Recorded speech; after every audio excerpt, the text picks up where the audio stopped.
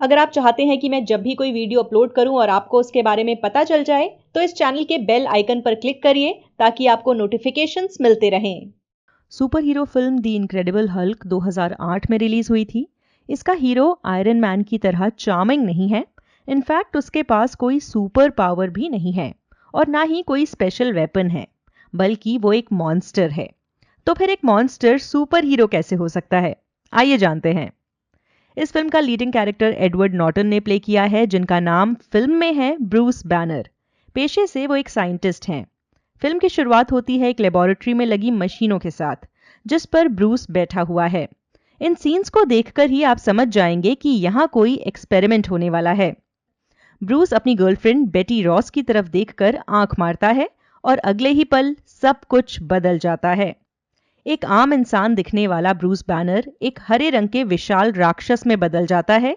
वो काफी तोड़फोड़ करता है और अनजाने में बेटी को भी जख्मी कर देता है। वो अपने रास्ते में आने वाले हर इंसान पर हमला करता है, जिनमें जनरल रॉस भी शामिल हैं। आर्मी के लोग हल्क पर गोलियां चलाते हैं, पर उस पर इसका फर्क नहीं पड़ता और वो भाग निकलता है। अपने नॉर्मल सेंस में आने पर ब्रूस बेटी से मिलने हॉस्पिटल पहुंचता है, जहां जनरल उसे बेटी से मिलने नहीं देते। एक्चुअली बेटी उनकी बेटी है। ब्रूस को लगता है कि वो पकड़ा जा सकता है, तो वो वहां से भी भाग जाता है। दूसरी तरफ मीडिया में एक हरे रंग के मॉन्स्टर और उसकी मचाई तबाही के चर्चे हो रहे हैं। इस बात को करीब 5 महीने बीत गए हैं और ब्रूस बैनर को यूनाइटेड स्टेट्स आर्मी ने भगौड़ा घोषित कर दिया है। ब्रूस अपनी पहचान छिपाकर ब्राजील में अनजान लोगों के बीच जिंदगी बिता रहा है। वो टीवी शोज और डिक्शनरी की मदद से यहाँ की भाषा सीख रहा है। साथ ही मेडिटेशन से सेल्फ कंट्रोल की टेक्निक्स पर काम कर रहा है। आप देखेंगे कि ब्रूस एक सॉफ्ट ड्रिंक कंपनी में काम करते हुए गुजर बसर कर रहा है। एक दिन फैक्ट्री में काम करते हुए अचानक ब्रूस के हाथ में चोट लग जाती है और उसके खून की कुछ बूंदें नीचे ऑटोमेटिकली रोटेट हो रही कांच की बोतलों वाले सेक्शन में जा गिरती हैं। ब्रूस जल्दी से मशीन बंद करने को कहता है और भागकर अपने खून की बूंद को साफ कर लेता है, पर इस दौरान उसके खून की कुछ बूंदें एक बोतल में रह जाती हैं, जिस पर किसी का ध्यान नहीं जाता और ये कोल्ड ड्रिंक की बोतल पैक होकर सेल के लिए बाजार में डिस्पैच कर दी जाती है। दरअसल ब्रूस जानता है कि उसके खून में एक तरह का जहर है। इसी की वजह से वो हल्क बन जाता है। ये गामा जहर किसी और के लिए खतरनाक साबित हो सकता है। खैर, ब्रूस की फैक्ट्री में काम कर रही एक लड़की को एक शख्स परेशान करता है और ब्रूस उसे बीच में आकर बचा लेता है। इस वजह से ब्रूस अनजाने में अपना एक दुश्मन बना लेता है। घर आकर ब्रूस को पता चलता है कि उसके लिए एक पार्सल आया है और वो एक सीक्रेट डिश एंटीना के थ्रू अपने लैपटॉप से किसी मिस्टर ब्लू से बात करता है। ब्रूस मिस्टर ब्लू को बताता है कि उनका भेजा हुआ फूल उसे मिल गया है। मिस्टर ब्लू रिप्लाई करते हैं कि वो इस फूल का हेवी डोज ट्राई करे। ब्रूस इस फूल से एक लिक्विड तैयार करता है और उसे अपने ब्लड सैंपल में मिक्स करता है। रिसर्च में ब्रूस देखता है कि इससे उसके ब्लड के ग्रीन सेल्स कुछ देर के लिए रेड सेल्स में कन्वर्ट तो हुए, पर फिर से वो पहले जैसे हो गए। ब्रूस मिस्टर ब्लू को इन्फॉर्म करता है कि पूरे फूल का इस्तेमाल करने के बाद भी टेस्ट कामयाब नहीं हुआ। ये जानने के बाद मिस्टर ब्लू से कहते हैं कि इसका मतलब अब उनके मिलने का वक्त आ गया है। उनका कहना है कि अब वो मिलकर ही इसका कोई सल्यूशन निकाल सकते हैं। ब्रूस कहता है कि ऐसा करना खतरनाक हो सकता है, पर मिस्टर ब्लू का मानना है कि गामा पॉइजन के साथ रहना भी तो खतरनाक है। मिस्टर ब्लू उसे फिलहाल एक ब्लड सैंपल भेजने को कहते हैं और मिस्टर ग्रीन यानी ब्रूस उन्हें अपना सैंपल भेज देता है। दूसरी तरफ वर्जीनिया में जनरल रॉस को उनकी टीममेट कर्नल कैथलीन एक रिपोर्ट दिखाती हैं। एक आदमी ने एक सॉफ्ट ड्रिंक पिया और अब ऐसा लग रहा है कि उसके अंदर गामा जहर पहुंच गया है। जनरल रॉस को जैसे ही पता चलता है कि ये बोतलें ब्राजील की एक फैक्ट्री में फिल की गई थीं, वो समझ जाते हैं कि ब्रूस ब्राजील में है। वो अपनी टीम को ऑर्डर देते हैं कि वो चुपचाप ब्रूस की तलाश शुरू कर दे। जनरल रॉस ब्रूस को पकड़ने के लिए अपनी आर्मी तैयार करते हैं। वो ब्रिटिश स्पेशल ऑप्स टीम के लीडर एमिल ब्लॉन्स्की को बोलते हैं कि वो ब्रूस को बंदी बनाकर जल्द से जल्द यहां ले आए। जब special op Emil Blonsky general Ross से पूछता है कि क्या ब्रूस इतना खतरनाक है, जनरल उसे बताते हैं कि वो कोई मामूली इंसान नहीं है, बल्कि एक भगौड़ा है। उसने मिलिट्री के राज चुराए हैं, साथ ही वो कुछ लोगों की मौत का भी जिम्मेदार है, इसीलिए उसे हर हालत में पकड़ना ही होगा। दूसरी तरफ मिस्टर ब्लू ब्रूस को मैसेज भेजते हैं कि वो ठीक हो सकता है, क्योंकि उसके शुरुआती और बाद के ब्लड सैंपल्स में गामा पॉइजन की मात्रा अलग है। हालांकि आगे के प्रोसीजर के लिए और डिटेल्स की जरूरत होगी, जैसे उसके खून में एक्सपोजर लेवल, गामा कॉन्सेंट्रेशन और सेल सैचुरेशन जैसी चीजें। इससे ये पता लगाया जाएगा कि किन एलिमेंट्स की वजह से वो हल्क बना और उसे कैसे ठीक किया जा सकता है। ब्रूस ये जानकर उदास हो जाता है, क्योंकि ये सब डेटा उसके पास फिलहाल मौजूद नहीं है। इसके बाद ब्रूस के घर पर स्पेशल ऑप टीम पहुंचती है। जनरल रॉस के ऑर्डर पर हमला होता है, पर ब्रूस भागने में कामयाब हो जाता है। वो बचने के लिए उसी फैक्ट्री में जाता है जहां वो काम करता है। इस दौरान उसका सामना उसी शख्स और उसके गैंग मेंबर्स से होता है जिससे उसने अपनी फैक्ट्री में काम करने वाली कलीग को बचाया था। वो लोग भी ब्रूस का पीछा करते हैं। ब्रूस उन्हें वार्निंग देता है कि प्लीज इस वक्त उससे ना उलझें, क्योंकि इसका नतीजा बुरा हो सकता है, पर वो उसे पकड़ लेते हैं। ब्रूस की हार्ट बीट बढ़ने लगती है और देखते ही देखते वो हल्क बन जाता है। हल्क पर गोलियों की बौछार होती है, पर क्योंकि उसके पास कोई हथियार नहीं है, इसीलिए वो खुद को बचाने के लिए फैक्ट्री में मौजूद मशीन्स और टैंकर को उन लोगों पर पटक कर खुद को बचाता है। काफी तबाही के बाद ब्रूस एक बार फिर भाग निकलता है। जाने से पहले वो उस पर निशाना लगा रहे सोल्जर एमिल ब्लॉन्स्की की तरफ देखकर जोर से चीखता है। एमिल घबरा जाता है और निशाना नहीं लगा पाता। जाते जाते हल्क एक और बड़ी मशीन को सोल्जर एमिल ब्लॉन्स्की की तरफ फेंकता है, जिससे वो बाल बाल बचते हैं। इसके बाद जनरल रॉस ब्रूस के घर की तलाशी लेते हैं। उसका पीछा करने के दौरान जो बैग सोल्जर्स को मिला था, उसकी भी चेकिंग होती है। एमिल ब्लॉन्स्की जनरल रॉस को कहता है कि ब्रूस अकेला नहीं था, उसके साथ एक और बेहद ताकतवर इंसान था। तब जनरल रॉस ये रिवील करते हैं कि वो ही ब्रूस था और उन्हें उसकी ही तलाश थी। ये सुनकर एमिल ब्लॉन्स्की हैरान रह जाता है। जनरल रॉस अपनी टीम को वापस जाने का ऑर्डर देते हैं। उधर ब्रूस अब अपने नॉर्मल रूप में आ गया है। वो ग्वाटेमाला में है। वो किसी से लिफ्ट लेकर मेक्सिको पहुंच जाता है। उसकी हालत देखकर उसे एक बच्चा कुछ पैसे देता है, जिनसे ब्रूस कुछ ढीले ढाले कपड़े खरीदता है, ताकि इस दौरान अगर वो फिर से हल्क बन जाए तो उसके कपड़ों के चीथड़े ना उड़ें। दूसरी तरफ जनरल रॉस अपनी टीम के साथ वापस आ जाते हैं। एमिल ब्लॉन्स्की हल्क को देखने के बाद इतना क्यूरियस हो जाता है कि वो इस मिशन को अधूरा नहीं छोड़ना चाहता। वो जनरल रॉस से बोलता है कि अगर आप उसे एक बार फिर पकड़ने की प्लानिंग कर रहे हैं तो वो उसे भी इस मिशन का हिस्सा समझें, क्योंकि उन्हें इसके लिए काबिल और बहादुर अफसरों की जरूरत होगी। जनरल रॉस एमिल ब्लॉन्स्की को अकेले में बुलाकर एक खुफिया राज बताते हैं। वो कहते हैं सेना एक इन्फेंट्री वेपन डेवलपमेंट प्रोग्राम चला रही है, जिसके तहत सेना की ताकत और बढ़ाई जा सकती है। पता चलता है कि ये प्रोग्राम सेकेंड वर्ल्ड वॉर के दौरान शुरू किया गया था। वो एक सीक्रेट मिशन के तहत सेना के हथियार नहीं बना रहे, बल्कि कुछ ऐसा तैयार कर रहे हैं जिससे जंग में लड़ने वाले सैनिक और ताकतवर बन सकें। जनरल रॉस एमिल ब्लॉन्स्की को समझाते हैं कि ब्रूस बैनर भी इसी प्रोजेक्ट का हिस्सा था, पर उसे लग रहा था कि वो रेडिएशन रेजिस्टेंट प्रोग्राम पर काम कर रहा है। ब्रूस ने इसे खुद पर ही टेस्ट किया, पर रिसर्च के दौरान कुछ गड़बड़ हो गई और वो हल्क में बदल गया। जनरल का मानना है कि ब्रूस पर अब सेना का अधिकार है, क्योंकि उनके मिशन की वजह से ही वो हल्क बना। एमिल ब्लॉन्स्की जब पूछते हैं कि ब्रूस उनसे भाग क्यों रहा है, तो जनरल कहते हैं कि वो एक साइंटिस्ट है, फौजी नहीं। दरअसल जनरल चाहते हैं कि ब्रूस के अंदर मौजूद हल्क आर्मी में एक वेपन की तरह काम करे, पर साइंटिस्ट होने के नाते ब्रूस हर चीज के फायदे और नुकसान दोनों को देखता है। वो नहीं चाहता कि उसके आविष्कार का गलत इस्तेमाल हो, इसीलिए वो अपने अंदर के हल्क के हर असर को खत्म कर देना चाहता है। एमिल ब्लॉन्स्की पूछता है कि अगर ब्रूस सुपर सोल्जर के वेपन पर काम नहीं कर रहा था तो हल्क कैसे बना। तब जनरल रिवील करते हैं कि असल में उन्होंने गामा सिरम इन्वेंट किया था, जिसकी डोज की वजह से ऐसा हुआ। एमिल ब्लॉन्स्की हल्क की ताकत का फैन है। वो खुद भी उतना ही ताकतवर बनना चाहता है। वो जनरल रॉस से कहता है कि अगला एक्सपेरिमेंट उस पर किया जाए। जनरल रॉस ये बात मान जाते हैं। दूसरी तरफ ब्रूस बैनर पर हुए अटैक को 17 दिन हो चुके हैं। वो जैसे तैसे ट्रैवल करते हुए फाइनली वर्जीनिया आ जाता है। वो यहाँ एक यूनिवर्सिटी में बेटी से मिलने पहुंचता है, पर बेटी अब किसी और को डेट कर रही है। ये देखकर ब्रूस थोड़ा उदास हो जाता है। फिर ब्रूस एक कैफे में जाता है जो अब बंद हो चुका है, पर कैफे के मालिक उसे देखकर चौंक जाते हैं और उसे अंदर आने देते हैं। शायद ये वही कैफे है जहां ब्रूस और बेटी अक्सर मिलते थे। ब्रूस स्टैनली नाम के कैफे ओनर को बताता है कि जो कुछ भी उन्होंने उसके बारे में सुना है सही नहीं है। वो कहते हैं कि उन्हें ब्रूस की बात पर यकीन है। फिर वो पूछते हैं कि क्या बेटी उसके वापस आने के बारे में जानती है, तो वो मना कर देता है। ब्रूस यहाँ रहने के लिए जगह मांगता है और वो उसे उसी कैफे में रहने की इजाजत दे देते हैं।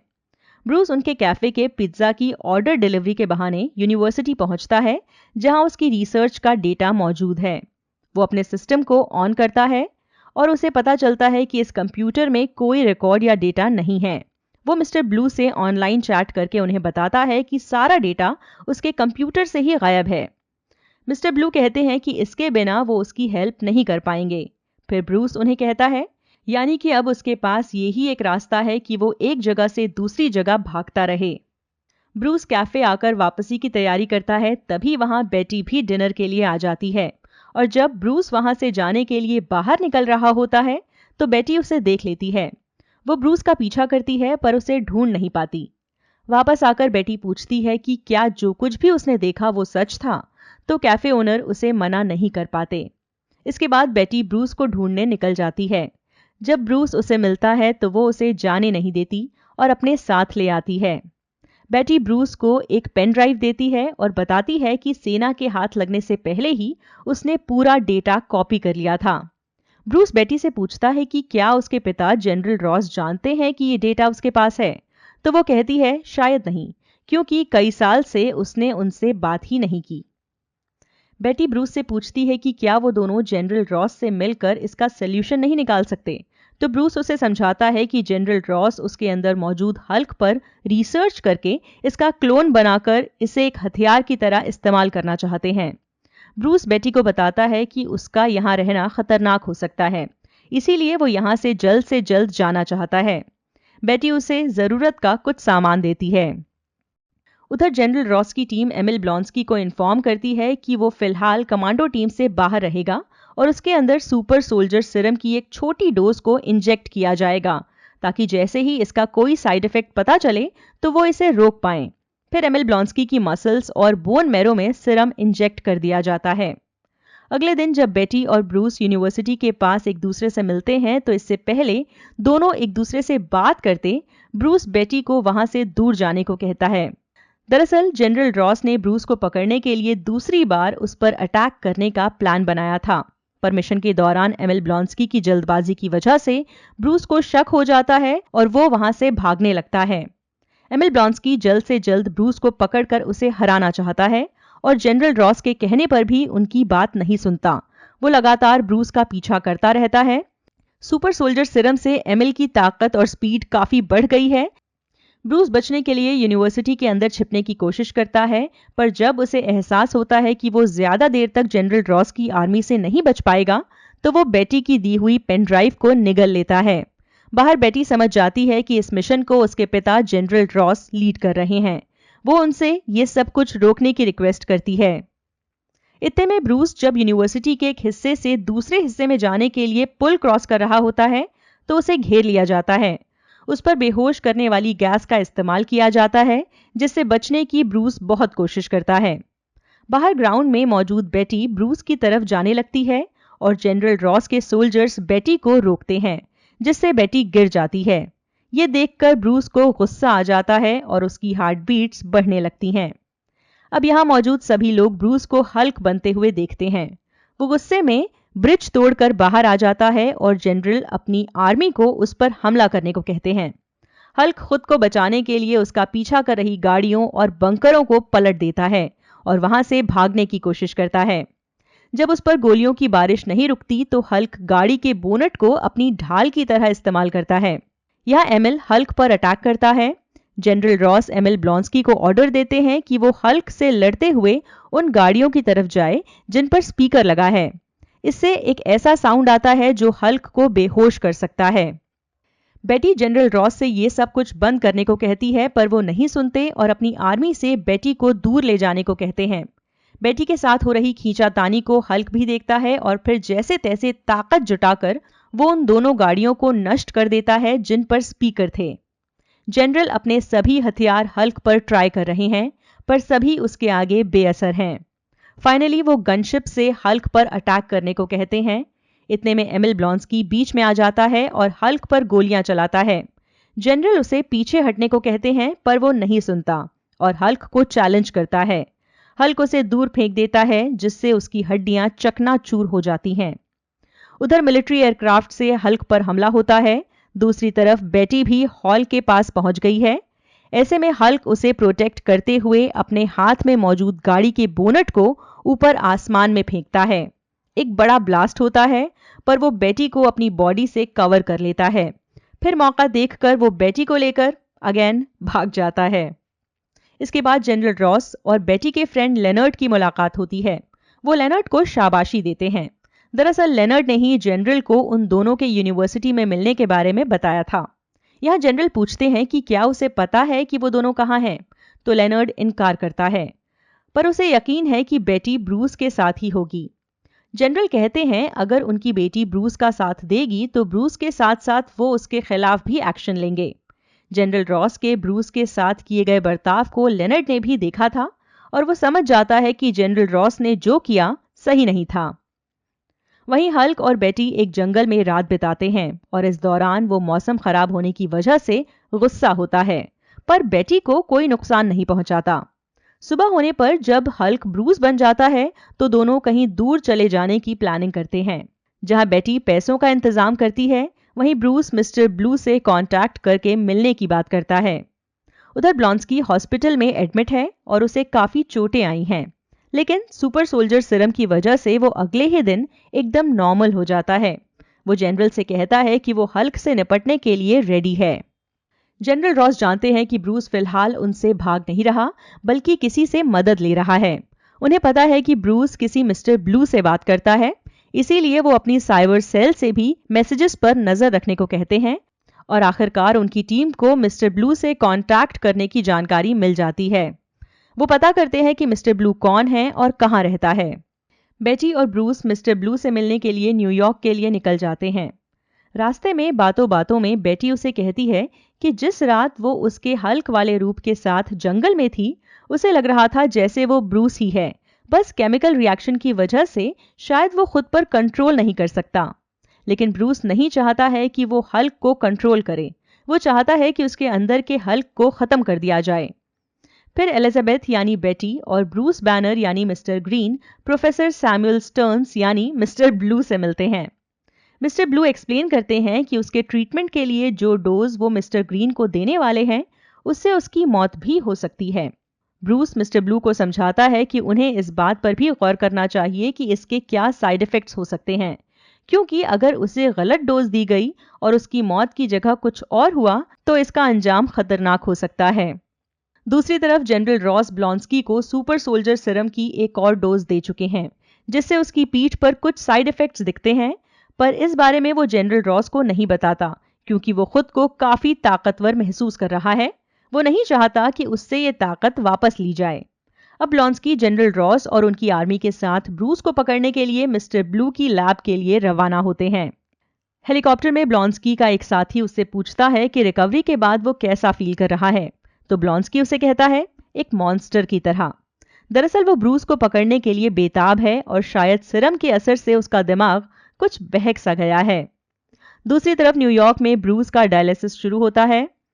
मिस्टर ब्लू की बनाई गई एंटीडोट से ब्रूस के शरीर में मौजूद गामा सीरम के असर को खत्म करने की कोशिश हो रही है। मिस्टर ब्लू ब्रूस को इलेक्ट्रिक शॉक देते हैं, जिससे ब्रूस हल्क बन जाता है। ब्रूस के हल्क बनते ही उसे एंटीडोट दिया जाता है। मिस्टर ब्लू ब्रूस को बताते हैं कि फ्यूचर में भी उसे इस ट्रीटमेंट के कुछ और डोज लेने पड़ेंगे। बातों बातों में वो कहते हैं कि हाल फिलहाल में जिस पर भी उसके ब्लड को टेस्ट किया गया, उनमें से कोई नहीं बचा। ब्रूस मिस्टर ब्लू से पूछता है कि उसने किन पर टेस्ट किया। मिस्टर ब्लू ब्रूस और बेटी को अपनी लैब में लेकर जाते हैं और कहते हैं कि वो कई जानवरों पर टेस्ट कर चुके हैं, पर उन्हें नहीं पता कि उनकी मौत गामा रेडिएशन से हो रही है या ब्रूस के खून से। ब्रूस पूछता है कि इसका क्या मतलब है, तो मिस्टर ब्लू उसे अपनी लैब में मौजूद सभी ब्लड सैंपल्स दिखाते हैं। ये सब उन्हें ब्रूस ने ही भेजे थे। उन्होंने उसके ब्लड के साथ कई एक्सपेरिमेंट किए ताकि गामा रेडिएशन की मदद से ऐसी दवाइयां तैयार की जा सकें कि इंसान कभी बीमार ही ना हो। बाहर जनरल रॉस की टीम ने मिस्टर ब्लू की लैब को घेर लिया है। अंदर ब्रूस मिस्टर ब्लू से कहता है कि यह खतरनाक है और उसके ब्लड से अगर कोई एक्सपेरिमेंट किया गया तो जो रिजल्ट सामने आएगा उस पर काबू पाना आसान नहीं होगा। इसीलिए उन्हें आज रात ही उसके सभी ब्लड सैंपल्स को डिस्ट्रॉय करना होगा। तभी बाहर से ब्रूस पर अटैक कर रहे सोल्जर का निशाना चूक जाता है और ब्लॉन्स्की जोश में आकर कमांड का इंतजार किए बिना ही सीधे मिस्टर ब्लू की लैब में चला जाता है। वो नहीं चाहता कि इस बार उसे हार का सामना करना पड़े। लैब के अंदर मिस्टर ग्रीन और मिस्टर ब्लू के बीच बहस चल रही होती है कि उसके ब्लड सैंपल्स के बारे में किसी को पता नहीं चलना चाहिए। इतने में बाहर से ब्रूस पर बेहोशी के डार्ट का निशाना लगाया जाता है और तभी ब्लॉन्स्की भी वहां पहुंच जाता है। वो हल्क के साथ मुकाबला करना चाहता है, पर ब्रूस को बेहोश होता देख वो गुस्से में आ जाता है। जनरल रॉस की आर्मी ब्रूस को बंदी बना लेती है। बेटी अपने पिता से कहती है कि उन्होंने अपनी नाकामी छुपाने के लिए ब्रूस को भगौड़ा घोषित किया, जिसके लिए वो उन्हें कभी माफ नहीं करेगी। जनरल हेलीकॉप्टर में ब्रूस को अपने सोल्जर्स के साथ लेकर चले जाते हैं। वहीं लैब में कर्नल और मिस्टर ब्लू के बीच बातचीत होती है कि क्या वो हल्क के रेप्लिका बना सकता है। इतने में ब्लॉन्स्की वहां आ जाता है और कर्नल पर हमला करता है। वो मिस्टर ब्लू को धमकाता है और उसे हल्क जैसा बनाने के लिए कहता है। मिस्टर ब्लू समझ जाते हैं कि ब्लॉन्स्की के अंदर ऑलरेडी ऐसा कुछ मौजूद है। ब्लॉन्स्की उन्हें बताता है कि उसे और ताकत चाहिए, उसे भी हल्क बनना है। मिस्टर ब्लू उसे अलर्ट करते हैं कि अगर उसके अंदर जो सिरम है उसमें कुछ और मिलाया गया तो इसका क्या नतीजा होगा उन्हें भी नहीं पता। पर ब्लॉन्स्की नहीं मानता और उनसे हल्क की ताकत को उसके अंदर डालने के लिए कहता है। फिर देखते ही देखते वो बिल्कुल बदल जाता है और मिस्टर ब्लू को ही अपना पहला निशाना बनाता है। सुपर सिरम और मिस्टर ग्रीन के ब्लड सैंपल से मिलकर ब्लॉन्स्की हल्क जैसा नहीं हुआ, बल्कि वो एक डरावना और हल्क से कहीं ज्यादा ताकतवर राक्षस है। अब ब्लॉन्स्की हल्क से बदला लेने और उसकी ताकत को चैलेंज करने के लिए शहर में तबाही मचाता है। ये देखकर वो सोल्जर्स जिन्होंने मिस्टर ब्लू की लैब को बाहर से घेर लिया था, जनरल रॉस के हेलीकॉप्टर में मौजूद टीममेट्स को मैसेज देते हैं कि हल्क वापस आ गया है। जनरल थोड़ा कंफ्यूज होते हैं क्योंकि ब्रूस बैनर उनके सामने है। वो पूछते हैं कि इस वक्त वो लोग कहाँ हैं और जो कुछ भी हो रहा है उसे स्क्रीन पर दिखाया जाए। इसके साथ ही वो अपने पायलट को भी वापस जाने का ऑर्डर देते हैं। ब्रूस जब हेलीकॉप्टर में लगी स्क्रीन पर इस नए राक्षस को देखता है तो समझ जाता है कि ये जनरल रॉस के ही एक्सपेरिमेंट का नतीजा है। जनरल को ये लगने लग जाता है कि अब उनके हाथ में कुछ नहीं है, तो वो अपने सोल्जर्स को वहां से जल्द निकलने को कहते हैं। फिर ब्रूस बोलता है कि इससे उसे ही लड़ना होगा। अभी थोड़ी देर पहले ही ब्रूस ने हल्क को अपने अंदर से खत्म करने के लिए ट्रीटमेंट लिया था। अब वो दोबारा हल्क बनेगा या नहीं, इसकी परवाह किए बिना ही वो लोगों को बचाने के लिए रिस्क लेता है और हेलीकॉप्टर से कूद जाता है। ब्रूस आसमान से नीचे गिरकर जमीन में धंस जाता है और हल्क बनकर निकलता है। अब वो इस मॉन्स्टर से मुकाबला करने के लिए तैयार है। ये नया राक्षस हल्क से काफी ताकतवर है, लेकिन हल्क वाकई एक हीरो है, इसीलिए काफी मेहनत के बाद वो उसे हराकर घायल कर देता है। इतने में जनरल रॉस अपनी आर्मी के साथ वहां आ जाते हैं और राक्षस को अरेस्ट करने के लिए कहते हैं। कुछ वक्त बीत गया है, हल्क सबसे दूर कहीं जी रहा है। बेटी अब भी ब्रूस को याद करके इमोशनल होती है। फिर एक दिन बेटी को एक तोहफा मिलता है। ये वही नेकलेस है जिसे बेटी ने पैसों का इंतजाम करने के लिए बेच दिया था। आखिर में दिखाया जाता है कि मेडिटेशन की मदद से ब्रूस ने हल्क को कंट्रोल करना सीख लिया है। कहानी यहाँ खत्म हो जाती है, पर एक सीन अभी बाकी है। फिल्म के एंड में टोनी स्टार्क और जनरल रॉस की एक पब में मुलाकात होती है। टोनी कहता है वो मिलकर अपनी एक अलग टीम बना सकते हैं। अब इस सुपर हीरो की नई टीम में कौन शामिल होगा और इसे क्यों तैयार किया जा रहा है, इस सस्पेंस के साथ फिल्म खत्म हो जाती है। वॉचरोज को सपोर्ट करने के लिए आप डिस्क्रिप्शन में दिए गए लिंक को यूज करें। आप जब भी ऑनलाइन शॉपिंग करें, मेरे दिए गए लिंक के जरिए शॉपिंग साइट पर जाएं। आपको ज्यादा कुछ नहीं करना, बस Amazon की वेबसाइट या ऐप को डायरेक्टली ना खोलें, मेरे दिए गए लिंक के जरिए ओपन करें।